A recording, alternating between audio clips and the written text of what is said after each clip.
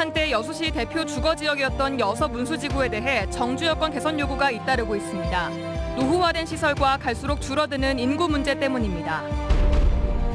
여수시가 섬 지역 교통 편의 증진을 위해 여객선 1,000원 요금제를 시행합니다. 시행 구간은 여객선 운임이 8,300원 미만인 항로로 지난해 이 항로 이용객 수만 8만 명이 넘습니다. 수도권 어린 학생들이 지역 농어촌으로 유학 오는 사례가 늘고 있습니다. 일부 학생은 유학을 연장할 정도로 인기가 높습니다. 고흥군이 청년층 결혼 장려를 위해 결혼 장려금을 400만 원으로 확대 지원합니다. 지원 대상은 올해 혼인신고를 한 만 49세 이하 부부입니다. 여러분 안녕하십니까? 금요일 밤 여수 MBC 뉴스데스크입니다. 어제와 오늘 이틀 동안 여수에서 코로나19 확진자가 무더기로 발생했습니다.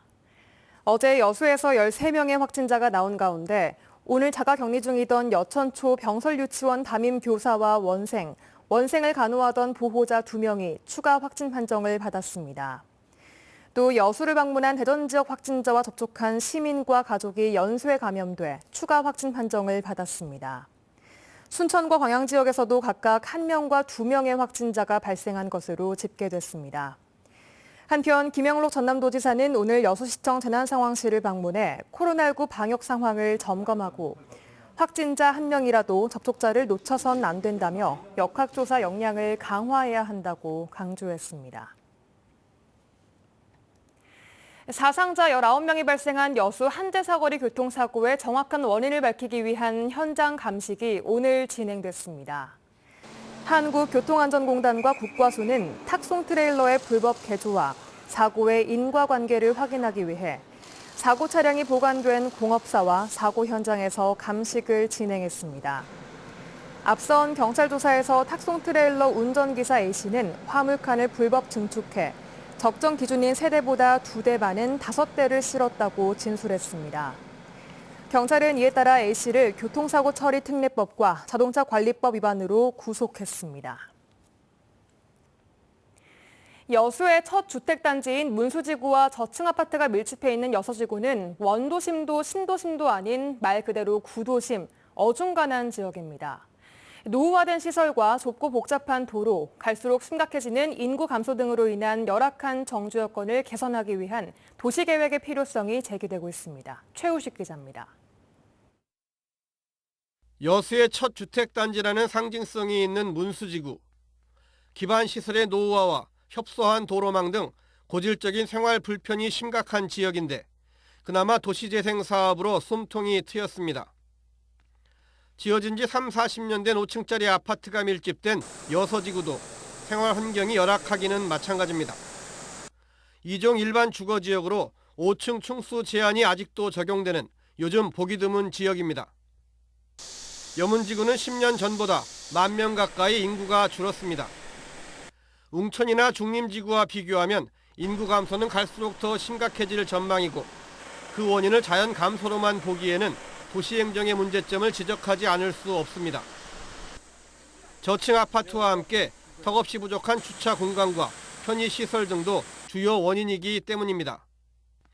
재건축을 통한 정주환경 개선이 가능할 수 있게 공동주택 5층 규제도 개선돼야 하지만 도로 확장과 상하수도 용량 확대 같은 사회 간접자본 시설의 확충도 시급합니다.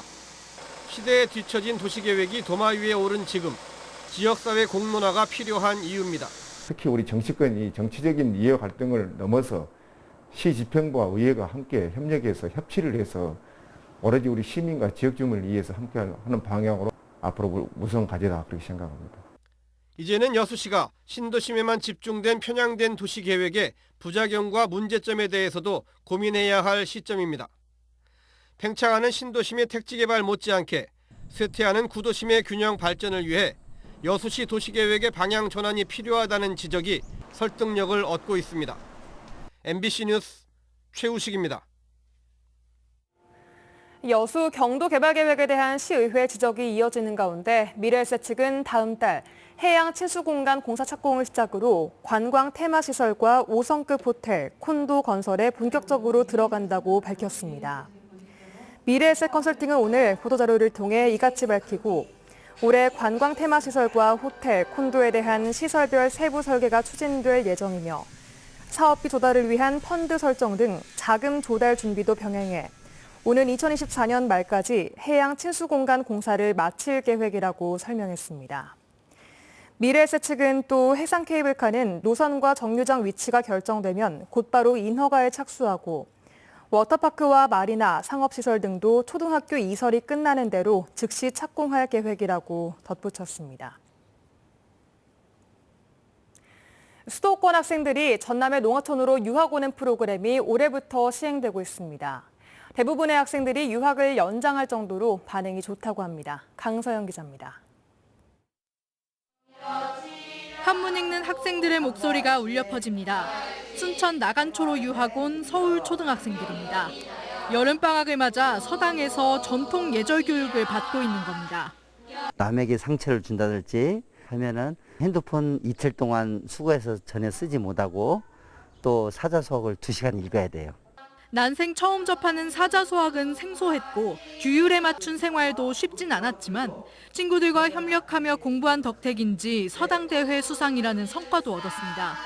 형제편에서 알고 나니까 좀 더 언니랑 안쓰러진 것 같아요. 교육청 농산어촌 유학 프로그램의 일환으로 올해 1학기 처음으로 서울 학생 82명이 전남 초중학교로 유학을 왔습니다. 초반엔 코로나를 피해 안정적으로 대면 수업을 받기 위한 유학이 주를 이뤘지만 깨끗한 자연에서 소수 인원으로 이루어지는 맞춤식 교육을 경험한 유학생들의 만족도는 예상보다 높습니다. 이번 일기 유학생의 70%인 58명이 한 학기 더 유학을 연장했습니다. 다 돌아가려면 체험도 많이 하려면 이게 시간이 많이 걸려서 못하는 게 많은데 여기는 학생 수가 적으니까 많은 거 할 수 있어서 그게 좋은 것 같아요. 이달 초까지 이뤄진 2기 유학생 모집에선 132명의 학생들이 참여 의사를 밝혀왔습니다. 부모님과 유학할 학교를 미리 방문해보고 선생님과 미리 만나 이야기를 나누어보는 사전 절차가 진행되고 있습니다. 코로나19 상황에서 새로운 교육에 대안이고 전남의 어려움을 극복하고 나아가서 지속 가능한 발전을 도모하는 지역 상생 정책이라고 생각을 하고 있습니다. 전남도 교육청은 농산어촌 유학 프로그램이 교육 차원을 넘어 인구 유입과 지역 발전으로도 이어질 수 있도록 지원을 아끼지 않을 계획입니다. MBC 뉴스 강서영입니다. 고흥군이 청년층 결혼 장려를 위해 결혼 장려금을 기존 300만 원에서 400만 원으로 확대 지원합니다. 지원 대상은 올해 혼인신고를 한 만 49세 이하 부부로 혼인신고일 기준 전라남도에서 1년 이상, 고흥군에서 6개월 이상 거주해야 하며 현재 고흥군에 주소를 두고 있어야 합니다.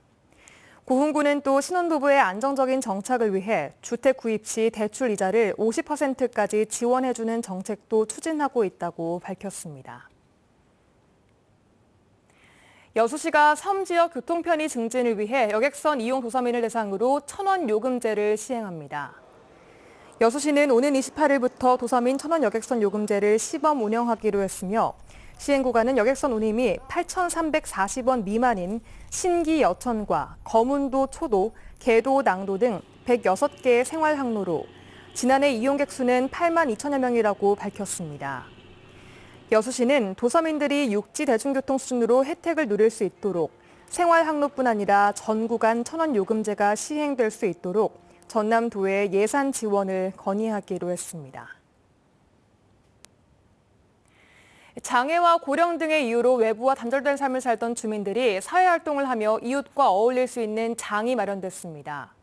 은둔 생활을 하던 주민들에게 외부 활동을 하게 하고 소정의 금액을 비용으로 지급하는 건데 참가자들이 점점 늘고 있습니다. 이다현 기자가 취재했습니다. 뇌병변 장애로 한쪽 팔을 쓰기 힘들게 된 박재관 씨. 아파트에 6년째 거주하면서도 이웃과 소통 없이 홀로 생활해왔습니다.